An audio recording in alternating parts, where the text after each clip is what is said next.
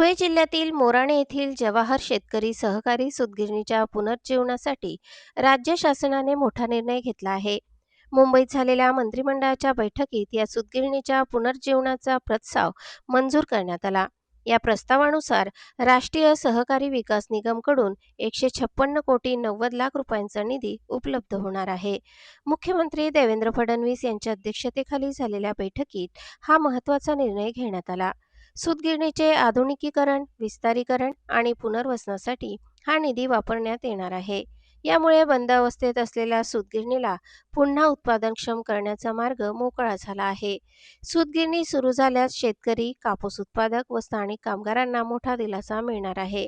या प्रकल्पामुळे परिसरात रोजगार निर्मिती होऊन आर्थिक घडी सावरण्यास मदत होणार आहे. सहकारी क्षेत्राला बळकटी देण्यासाठी शासनाने घेतलेला हा निर्णय महत्त्वाचा मानला जात आहे. जवाहर शेतकरी सहकारी सूतगिरणीच्या माध्यमातून कापूस उत्पादक शेतकऱ्यांना थेट फायदा मिळणार आहे. सूतगिरणीच्या पुनरुज्जीवनासाठी धुळे जिल्ह्यातील औद्योगिक विकासालाही चालना मिळणार आहे.